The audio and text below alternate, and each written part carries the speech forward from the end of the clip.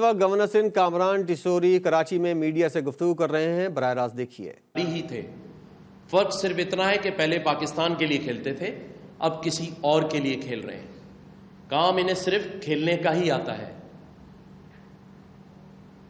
آج آپ دیکھیں کہ کورٹ نے، میں تو بلکہ یہ آج حیران بھی ہوں اور میرا یہ سوال بھی ہے کہ کل انہیں جس طرح کورٹ نے خوش آمدید کہا تو ٹھیک ہے، سپریم کورٹ کے چیف جسٹس ہیں، میں ان کے کسی عمل پر نکتہ چینی نہیں کر رہا، لیکن میرا ایک سوال ان سے بھی ہے کہ کل جب کوئی اور ملزم یا مجرم کورٹوں میں پیش ہوں گے تو پھر ان کو بھی آپ کو خوش آمدید تو کہنا پڑے گا۔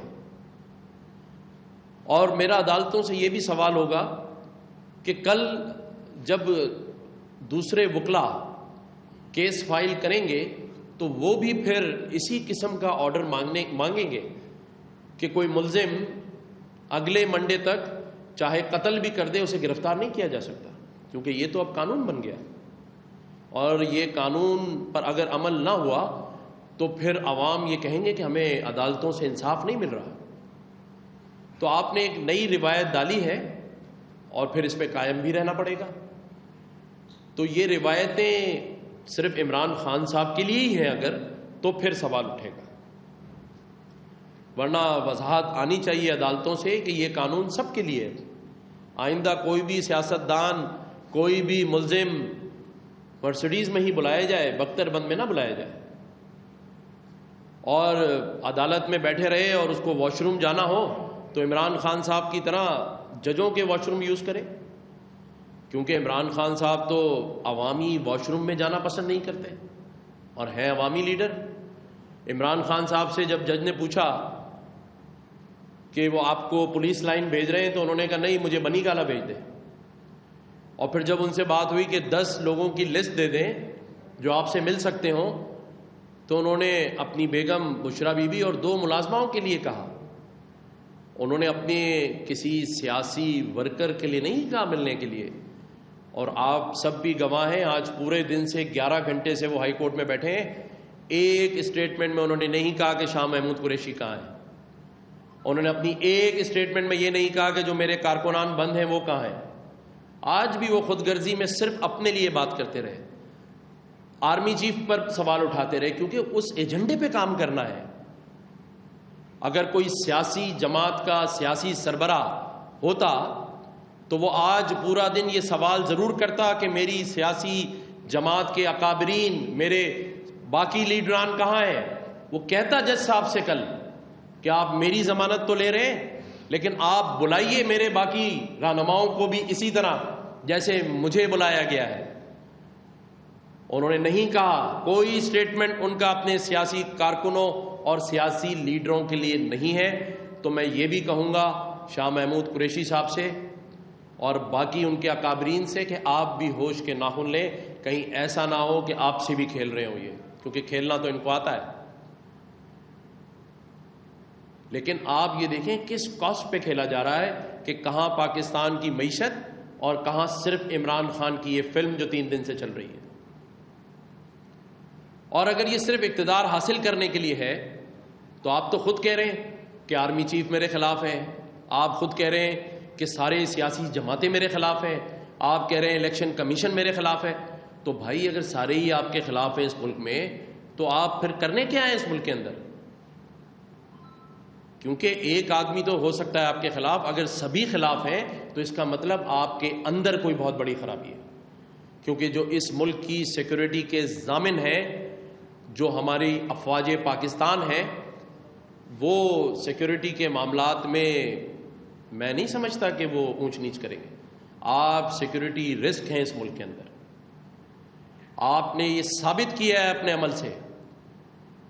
آپ نے اپنے کارکنوں کو، وہ کارکن نہیں تھے، وہ چند شرپ پسند دہشت گرد عناصر تھے جو آپ نے ہائر کیے ہوئے تھے۔ میں تو رانا ثناء اللہ صاحب سے کہوں گا کہ پچھلے ہفتے اور آنے والے 2 دنوں میں چیک کریں کہ کتنا فورن انویسٹمنٹ آیا ہے یہاں پر اس کام کے لیے، کیونکہ یہ پیسے دیے بغیر یہ کام نہیں ہو سکتا۔ اور پھر ایک سمجھدار منصوبے کے تحت آپ نے سوشل میڈیا کے اوپر کسی کے ہاتھ میں قورمہ، کسی کے ہاتھ میں، کیا آپ کے تحریک انصاف کے کارکنان کھانا لوٹنے گئے تھے؟ ایسا نہیں تھا۔ کیا وہ بھوکے ننگے تھے؟ نہیں، آپ تو کہتے ہیں ہم ایلیٹ کلاس کو ریپرزینٹ کرتے ہیں، پڑھے لکھے ہمارے کارکن ہیں۔ ایسا نہیں تھا۔ یہ سارا کا سارا پلان تھا کہ کسی نے ہاتھ میں دہی پکڑی ہوئی تھی، کسی نے قورمہ پکڑا ہوا تھا، کسی نے جو ہے وہ آپ کا اسٹرابریز پکڑی ہوئی تھیں۔ تو آپ سمجھیں، بات کو ملائیں، کڑی سے کڑی کو ملائیں۔ آپ نے صرف افواج پاکستان کو بدنام کرنا ہے۔ آپ نے اسی ایجنڈے کے تحت کینیڈا، یو کے اور امریکہ میں پاکستانی کمیونٹی کو جمع کر کے نعرے لگوائے ہیں افواج پاکستان کے خلاف۔ آپ کو اریسٹ کیا تو ایک ادارے نے کیا، نیب کے ادارے نے۔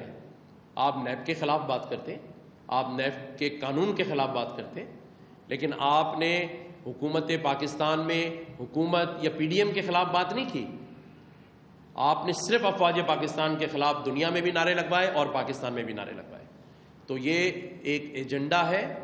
میری اپیل ہے پاکستان میں رہنے والے ہر پاکستانی سے کہ 3 باتوں پہ ضرور غور کریں کہ ان کے اپنے بچے، ان کی اپنی بیگم، اپنی بہنیں اس پروسیس سے باہر ہیں۔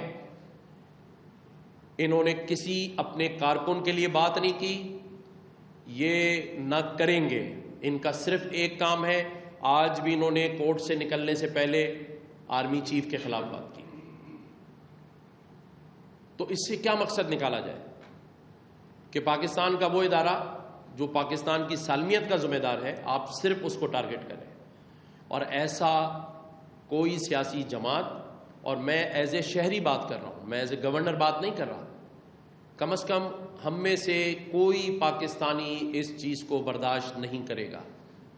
آپ یقین جانیے، جب میں ملک سے باہر تھا، مجھے اوورسیز پاکستانیوں نے ہاتھ پکڑ کے یہ کہا کہ ہمیں یہ سمجھ نہیں آتا کہ آرمی کیوں خاموش ہے۔ اسی ملک میں چھوٹی چھوٹی باتوں پر ماشاء اللہ لگے ہیں۔ میں پھر خراج تحسین پیش کرنا چاہتا ہوں فوج پاکستان کو، ان کے صبر کو، ان کے تحمل کو، کہ انہوں نے کوئی ایسی پیش قدمی نہیں کی ورنہ ان کو مزہ چکھا دیتے ہیں۔ انہوں نے پھر اس سازش کو ناکام بنایا۔ لیکن میں یہ بتانا چاہتا ہوں، اوورسیز پاکستانیوں نے ہاتھ پکڑ کے کہا کہ آرمی کیوں خاموش ہے، ان کے گھروں پر گھس گئے ہیں، پاکستان میں فوری ایمرجنسی مارشل لا لگایا جائے۔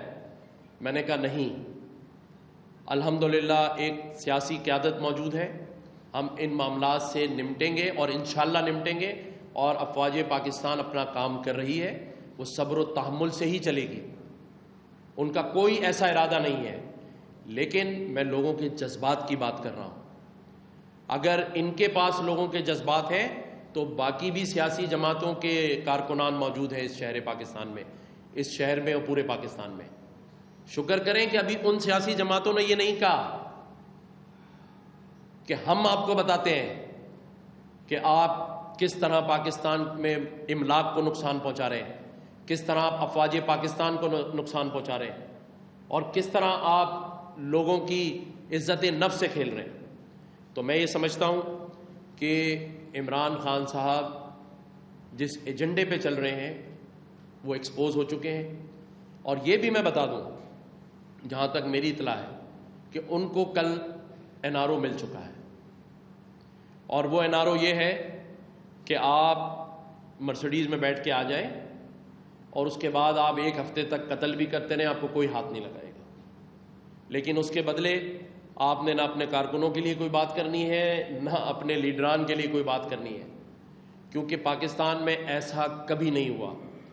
کسی سیاسی لیڈر کو ایسا کشن، ایسا بلینکٹ نہیں دیا گیا جس میں وہ مادر پدر آزاد ہو۔ تو یہ ساری چیزیں، میرا یہ کام فرض تھا کہ میں آنے کے بعد آپ سب کے سامنے یہ باتیں رکھوں کہ پاکستان کی معیشت اور پاکستان کی جو سیاست ہے، اگر اس میں ہم نے پاکستان کو بچانا ہے تو اس فتنے سے جان چھڑانی ہوگی۔ تمام سیاسی قیادت بیٹھے اور کوئی ایسا فیصلہ کرے جس سے یہ معیشت اور یہ ملک بچے۔ کیونکہ عمران خان نے تو اس کام کا ایجنڈا یا اس کام کا ٹھیکہ لے لیا ہے، اس نے نہیں چھوڑنا، وہ اپنے ایجنڈے پہ چلے گا۔ جو شخص ایک دن پہلے ویل چیئر پہ تھا، جب اس کو یہ آرڈر ملا کہ اسے گرفتار نہیں کیا جائے گا، گورنر سندھ کامران ٹیسوری کراچی میں میڈیا سے گفتگو کر رہے ہیں، کچھ حصہ آپ نے ملاحظہ کیا۔